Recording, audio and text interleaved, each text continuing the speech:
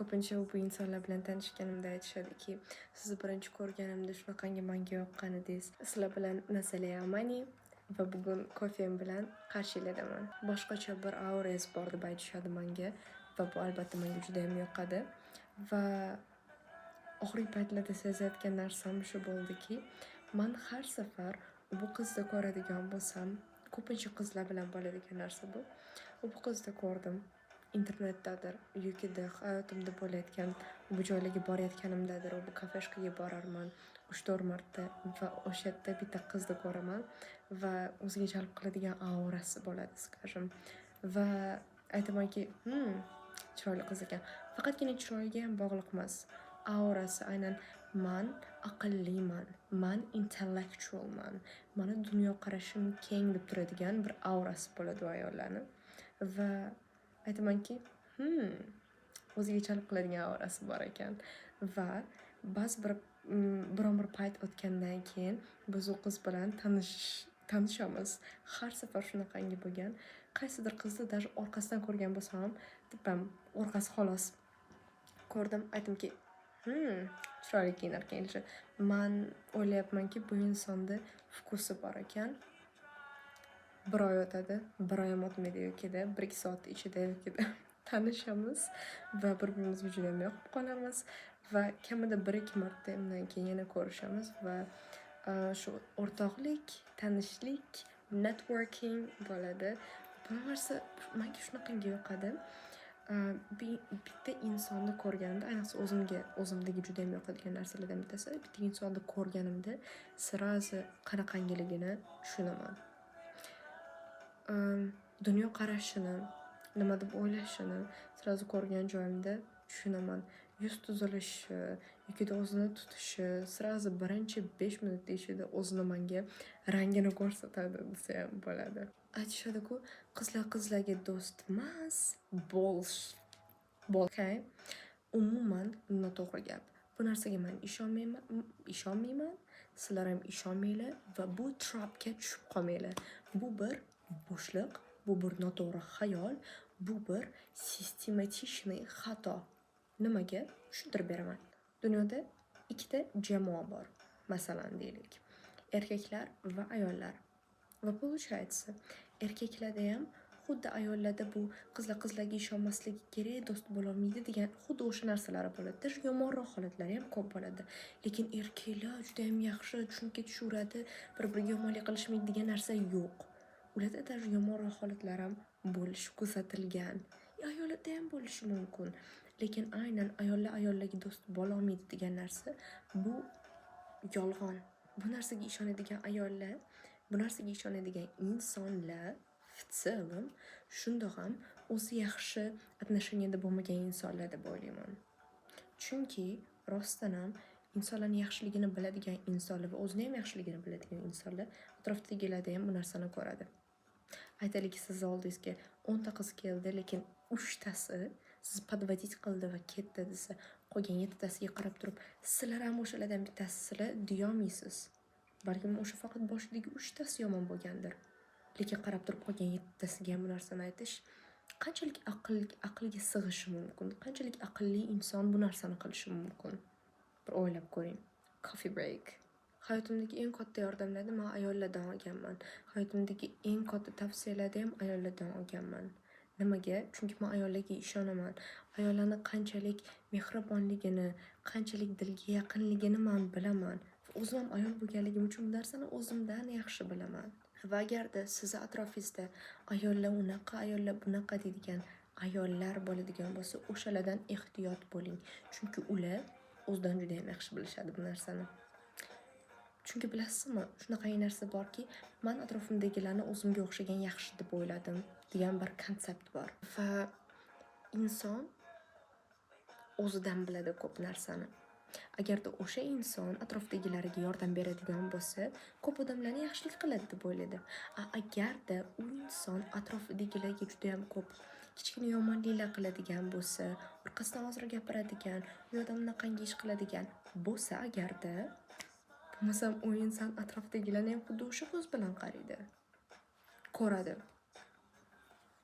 Bu shuning uchun atrofidagi insonlarni qaysi gaplarni kimlar haqida gapirayotganiga ehtiyot bo'lib eshitinglar va analiz qilishni ham bilinglar. Shuncha ko'r-korona ko'zlarni yumib olib ketavermanglar, qat'iy kim nima deyotgan bo'lsa. Mayli endi bu o'zining ideyasi, mayli bu unaqa, mayli bu bunaqa emas. Bu sizlarni hayolingdagi inson. Bu ularda gapirayotgan gapi sizlarda ham perspektivlarni qaysidir ma'noda ko'rsatadi va narigi insonni keyinchalik sizga nima qilishni ham aytib berib turadi. Masalan, bitta inson kelib narigi umuman tanimaydigan uchinchi insonlar haqida yomon gap gapirayotgan bo'lsa, ularni ortiqcha kritichniy muhokama qilayotgan bo'lsa, bilinglarki, u inson sizlar haqingizda ham xuddi shu narsani gapirishi mumkin. G'iybatda hamma qiladi. Ya'ni bu jamiyatlar paydo bo'lgan paytdan beri bo'ladigan narsa. Ikkita odam keladi, bir-birini yaqin ko'radi, boshqa jamoadagi odamlarni gapiradi va aytadiki, bunaqangi qilibdi. Men sizlarga bitta narsani aytamanki, agarda ayollarga yaxshilik qiladigan bo'lsanglar, ayollar ko'pincha holatlarda sizlarga 2 barobar, kamida 2 barobarini qaytarish uchun juda ham katta harakat ko'rsatishadi. Shuning uchun hayotinglardagi ayollarga nisbatan juda ham mehribon bo'linglar va ularning ko'ngillariga qaranglar. Faqat erkaklarga deb aytmayapman bu narsani. Ayniqsa ayollarga o'zaro munosabatinglarda juda ham ehtiyot bo'linglar va ayollarni qadrlashni bilinglar. Ayol kishi bo'lsanglar ham, ayniqsa ayol kishi bo'lsanglar hatto. Men, kstati, bugun o'zimcha makiyaj qilmoqchi edim video olayotgan paytimda, lekin bilmadim. Esimdan chiqib qoldi. Vashi hozir ham qilsam bo'laveradi. Yuzimizni birinchi bo'lib namlab olamiz.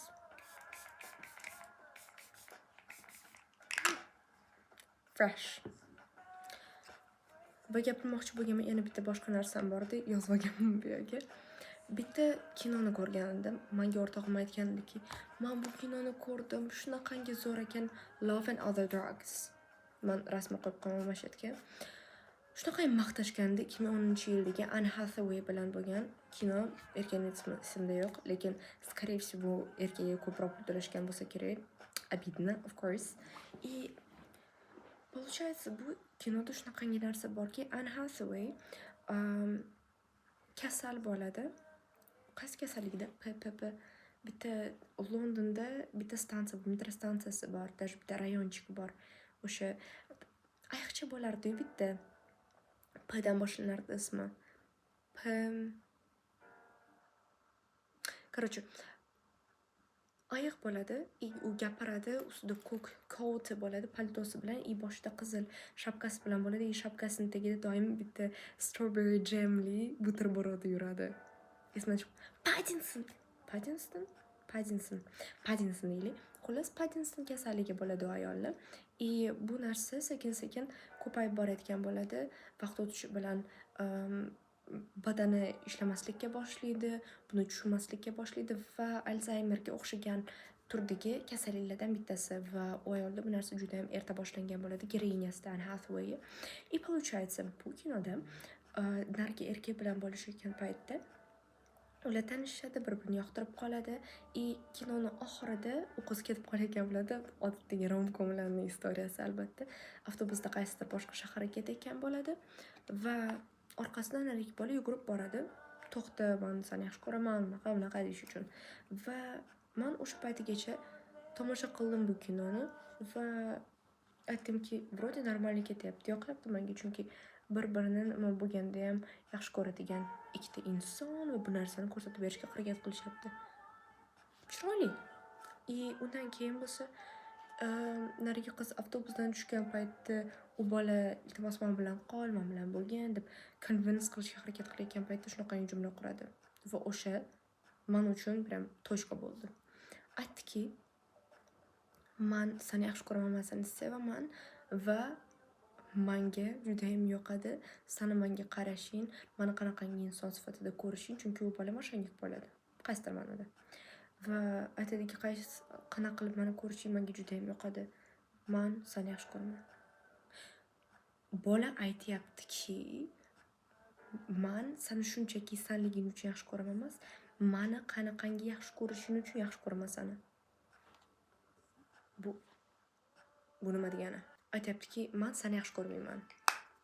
Ma'nosi shu. Seni yaxshi ko'rishingni yaxshi ko'raman.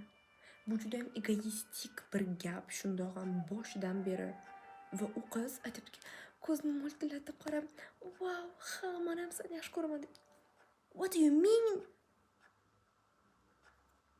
Va to'g'risi, oxirgi paytlarda romantik komediyalarga nisbatan juda ham skeptikal bo'lib qolganman. Skeptikal nima deydi? Juda ham muhokamaviy bir ko'z bilan qarash degandagi bir so'z. Ya'ni ko'p romantik komediyalarda ayollar o'zini xohlagan insoniga nisbatan emas, undan pastroq bo'lgan insonga nisbatan yaxshi ko'rish, bir sevgi tuyg'usini испытывать qilish kerak deb. Masalan, men bu hammani yaxshi ko'radigan The Notebook degan filmida, like, what do you mean? Birinchi o'rinda u yoqda ko'rsatilayotgan narsa shuki, ayol fiansesiga unashtirilgan bir insoni bilan bo'lib turgan paytda eksi, bывшийsini yoniga qaytadi va aytadiki, "Oy, men u bolani hali ham yaxshi ko'rar ekanman." Xiyonat. Hello, xiyonat bu. O'zi asli birinchi o'rinda rumyani qilmoqchi edim, esimdan ham chiqib qoldi bularning tentakligidan. Kstati, men rumyanani o'rniga odatda yaxshi ko'raman tam lip gloss bir nimalarni ishlatishdi. O'sha yoqadi menga ko'proq, ayniqsa yoz paytida shunday qilib turib, ustidan ozgina qizil qalam bilan o'taman, hozir ko'rsataman. Qizil qalam bilan men bu yog'imga sal chizaman. Shunda yana ham bir sunburn deydi. Quyoshdan kuygandek ko'rinadi. Yaxshi ma'noda. Yaqinda chiqqan, o'tgan yil adashmasam, Materialists degan kino bor. Ruschaga tarjima qilinganda kinoning tarjimasi shu bo'ldi. Materialistik. Tushunyapsizlarmi? Ya'ni u ayol materialistik degani. Nima demoqchi bu insonlar? Yana ham qiziq tomoni shundaki, materialistsda, ya'ni buyumlarga, materialistik, fizicheskiy, jismoniy narsalarga ko'proq ahamiyat beradigan insonlar degani kinoda ma'nosi. Va kinoda 3 ta главный герой boy. Dakota Johnson, Pedro Pascal va nima edi? Kapitan Amerikani o'ynagan odam. Oti esimdan chiqib qoldi. Xullas, Kapitan Amerikani o'ynagan odam kambag'al bola, lekin men bu qiz uni yaxshi ko'radi. Pedro Pascal bo'lsa boy bola, zo'r, hammasi joyida, lekin bu qiz uni yaxshi ko'rmaydi. Shunchaki yoqtiradi, shunchaki. Va bu qiz pulga ahamiyat beradigan qiz, lekin bu bolani juda ham yaxshi ko'radi, kambag'al bolani. Va u bola bilan tashangalari bo'lgan uzoq yillar davomida va keyin bular ayrilishadi. Moddiy muammolar orqasidan. Keyin bu bola bilan bo'ladi. Keyin aytadiki, men xohlamas ekanman bu narsani, lutshi men shunchaki o'zim hayotimni yashayman. Juda ham yaxshi. Film oxirida narigi bola bilan bo'ladi. Shuncha bu qizni gapirgan gapi qatga ketdi. Men pulga ahamiyat beraman, men unaqaman, men bunaqaman degan gaplar qatga ketdi bu qizda. Bu qiz pulga ahamiyat beryapti. Nimaga o'zini standartini pastga tushiryapti bu qiz masalan? Nimaga pulga ahamiyat beradigan bo'lsa, kambag'al bola bilan bo'lyapti? Va u qizni aytgan biznes planlariga umuman xo'p deydigan bola emas. U qiz o'zi ishlaydi, ishlamay qo'yaman degan fikri ham yo'q. Lekin yana baribirga ham o'sha ko'proq pul topishni xohlamaydigan bola bilan birga bo'lyapti filmda oxirida. Ya'ni nimani singdirmoqchisizlar qizlarga? Juda ham g'alati. Bu pulga ahamiyat beriladigan emas. Xohlayotgan narsalaringiz bo'lsa, o'shanga qarab ketinglar. Lekin ne обязательно, nima deydi? Sevgi yoki standartlaringiz faqat kambag'allikka ham xo'p deb ketadigan bo'lishi shart emas. To'g'risini aytganda, shundoq ham oxirgi paytda romantik komediyalar menga juda ham toksichniy tuyulishga boshlagan. Masalan, nimaga bitta inson xiyonat nimaga bu romantik komediyalarda yoki romantik kinolarida doim qanaqangidir xiyonatni qabul qilish mumkinligini ko'rsatishga harakat qilishadi. Buni даже chiroyli qilib, go'zallashtirib ko'rsatishga harakat qilishadi. Masalan, men bu Notebook haliganda aytdim. O'sha Notebookda xiyonat, obviously xiyonat, lekin bunga qanaqangidir bahona topishga harakat qilishadi. absurdni. Oxirgi paytlarda menga ko'zimni boshqacha to'qroq rangga bo'yash judayam yoqayapti. Va oxirgi 2 yildan beri faqat jigarrang tush ishlatayotgandim. Keyin bir qator qora tush ishlatdim ayamnikidan olib va menga qora tush ko'proq yoqishga boshladi.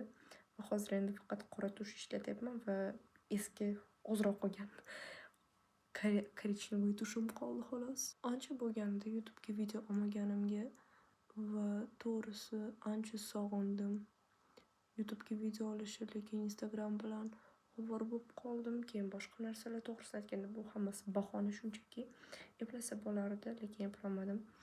Lekin YouTube'da realni sog'indim va YouTube'ga ko'proq urg'u bermoqchiman уже. Chunki YouTube'da shunaqa narsa borki, bitta narsani gapirayotganingizda bemalol gapirishingiz mumkin va odatda men o'zi makiyaj qilib gapira oladigan odam emasman, shuning uchun unaqangi videolar ola olmayman.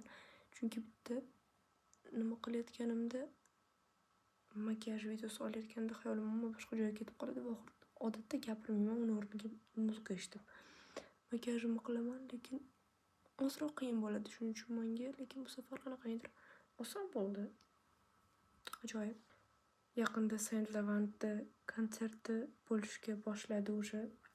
Yangi turga chiqdi va men shunaqangi xafaman bu turida O'zbekiston yo'qligidan. Har safar shunaqangi harakat qilyapman atrofimdagi o'rtoqlarimga Saint Levant kim, qo'shiqlari qanaqangi qo'shiqlar chiqazadi, hammasini ko'rsatishga, eshittirishga majburlab bo'lsa ham, lekin o'xshamayapti. Bilmadim endi nima bo'ladi. Lekin men juda ham xohlayapman, чтобы Saint Levant bizga kelsin. Chunki odatda bizda shunaqangi konsertlar bo'ladi.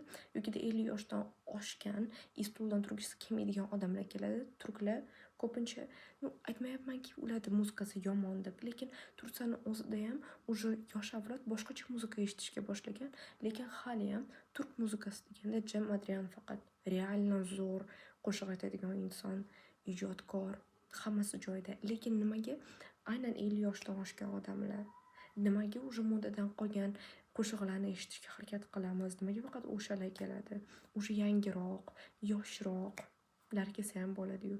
Masalan, Saint Levant Palestinli, arab, bizga ham kelsa bo'ladi, shunaqangi zo'r bo'lardi. Bilmadim imini kim bu narsaga qaraydi, lekin iltimos Saint Levant уже Toshkentga kelsin. Eliana, Saint Levant, Nayika, yo'gida turklardan yangi ijodkorlar bor. Masalan, Bloguch kelsa ham bo'ladi, bizda ko'plar aytadi. Aytmayapmanki, lekin Level J5 u no qo'shig'ini ham aytadi, xavf bir nimalar. Insonlar, iltimos, ularni qo'shig'ini tarjimasini qaranglar oldin, qanaqangi nima deydi, jirkanch bir tarjimasi borligini oldin bilinglar, nima eshitayotganinglarni bilinglar, tarjimasi nima qanaqangiligini keyin eshitinglar, keyin internetda video olinglar. Shunaqangi g'alati tarjimalari bor. Pisses me off. Masalan, Dolokada Hit Hashtag degan gruppasi bor, alternativniy rock gruppasi. Yo'gida Janozan bor. Hamma eshitadi qo'shiqlarni, O'zbekistonda ham juda ham ko'p eshitadigan insonlar bor. Masalan, o'sha kelsa bo'ladi, aynan Milan Xalichning qo'shiq eshitgili kelayotgan bo'lsa, shunaqangi chiroyli qo'shiqlari bor. Iltimos, boshqacha qo'shiqlardan ham eshitinglar va men sizlarga buni listini tayyorlamoqchiman. Kstati, men скорее всего Instagramga reel solsam kerak, balki bugun ochishim mumkin, как раз makiyaj qilib oldim. Labim o'rtasiga sal oqartirgim keldi, concealer teganga o'xshatib. G'alati bo'lib qoldi. Mayli. To'g'risi makiyajim o'zimga juda ham yoqdi. Ko'chaga chiqqan bo'larmidim bu shaklda? Albatta ha. Oxirgi paytda qilgan makiyajlarimdan yoqqanidan desam bo'ladi, juda ham chiroyli chiqdi. O'lgandan chiroyli chiqdi to'g'risi. Bugunchalik shular edi. Yangi kontentlarimni kutib qolinglar va sizlar bilan ko'rishguncha xayr, sizlar bilan Nazaliya Yamani bo'ldi. Obuna bo'lishni unutmanglar.